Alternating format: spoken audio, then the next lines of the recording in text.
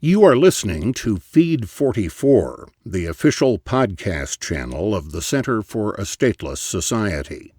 C4SS is an anarchist think tank and media center. For more information, please visit c4ss.org.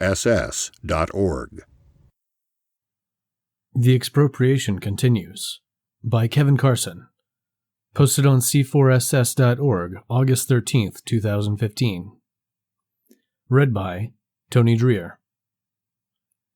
Contrary to mainstream classical political economy, which treated the original accumulation of capital as the result of thrift, saving, and reinvestment on the part of the capitalist, Marx argued in the first volume of Capital that capitalism, as opposed to simple market exchange, was founded on the separation of the peasantry from their customary property rights in the land and their transformation into a propertyless working class.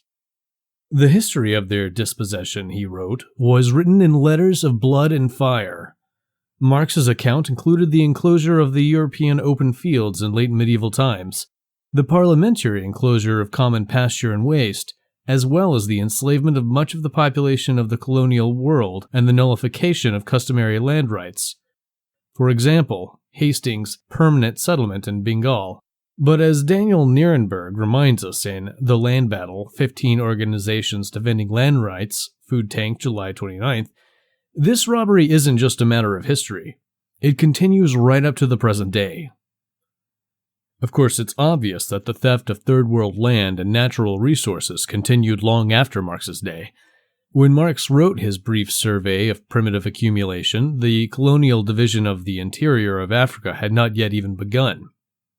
As just one example of that robbery, the native population was driven off the most fertile fifth of the land in the highlands of British East Africa, and the land was given to settlers for cash crop production. And the colonial authorities imposed a poll tax on the evicted peasantry to compel them to earn wages working their own stolen land. Under neo-colonialism, much of the mineral wealth of Africa and the rest of the developing world remains in the hands of the heirs and assigns of the Western capitalists who looted it in the first place. In the 20th century, a major part of U.S. foreign policy was invading or overthrowing any government that tried to restore these stolen land and minerals to their rightful owners. In Latin America, the United States trained and funded death squads or installed military dictatorships in most countries in order to protect the hacienda system there. But it's going on right now, too.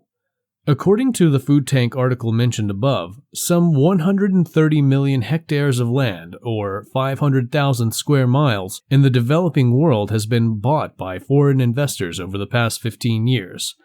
Most of it to produce cash crops for export, and a great deal of it involving the dispossession of people previously cultivating it to feed themselves. For example, the Prasavala land grab in Mozambique will evict 500,000 people. And some of it is promoted by self-described progressives like the folks at the Bill and Melinda Gates Foundation.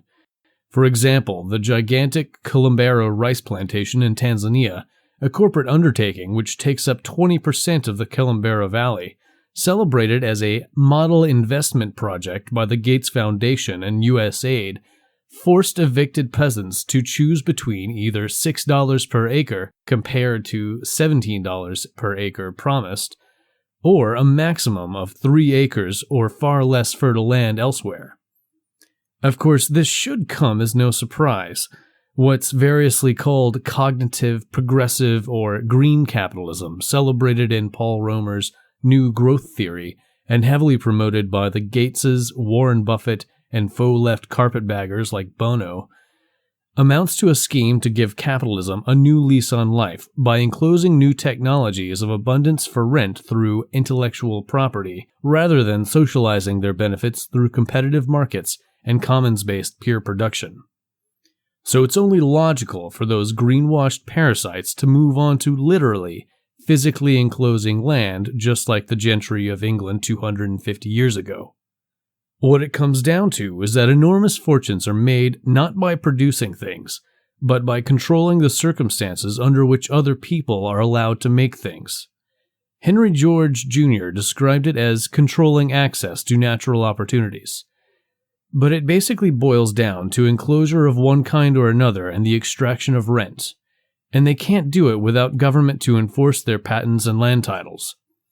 It's time to smash the state, and with it the parasitic capitalists it serves. You've been listening to Feed 44, the official podcast channel of the Center for a Stateless Society. C4SS is an anarchist think tank and media center. For more information, please visit c4ss.org.